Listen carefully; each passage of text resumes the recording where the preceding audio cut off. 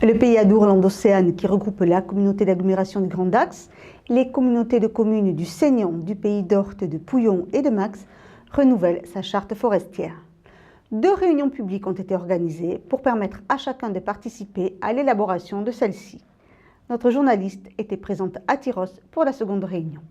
Sur le territoire du Pays Allo, la forêt tient une place importante. La charte a donc pour but de définir les objectifs et les enjeux sur la forêt afin de prévoir un programme d'action à mettre en place.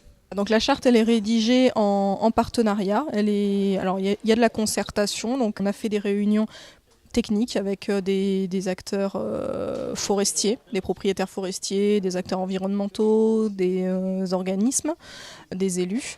Et on fait également par ailleurs des réunions avec la population pour justement essayer de sélectionner, de prioriser, de voir s'il n'y a pas d'autres actions qui ressortent éventuellement ou d'autres axes que l'on n'aurait pas identifiés.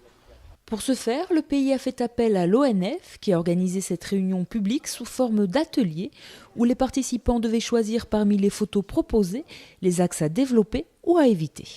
Alors les axes forts en termes d'identité du territoire, on sent une identité très marquée, c'est-à-dire la forêt est présente sur le territoire puisque l'image qui fait consensus en termes d'identité, c'est le cordon dunaire associé à la forêt rétro-littorale, donc plébiscité par tous les groupes de travail. En termes d'activités à éviter sur le territoire, on a un consensus autour des engins motorisés en milieu naturel qui ressortent et comme action, on va dire, phare, on trouve l'émergence finalement de filières connexes à la sylviculture, c'est-à-dire la production de bois, que ce soit pour l'habitation ou pour le bois énergie.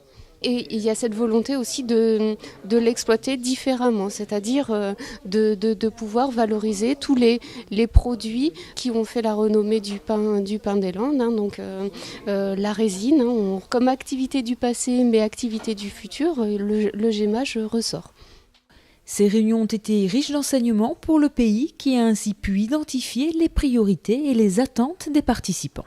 On a pas mal de choses sur la consommation, notamment sur tout ce qui est circuit court, l'utilisation du bois local, etc. On a aussi pas mal de choses sur la valorisation, notamment le développement de l'économie du tourisme en forêt, qui peuvent éventuellement être une opportunité pour le propriétaire forestier pour avoir un complément de revenus. Donc ça, c'est des exemples de choses qui ressortent de la charte forestière.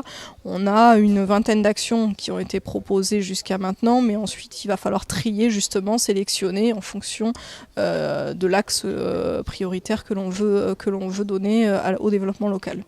Pour plus de renseignements au sujet de cette nouvelle charte forestière, rendez-vous sur le site internet du pays Adour-Landes-Océane.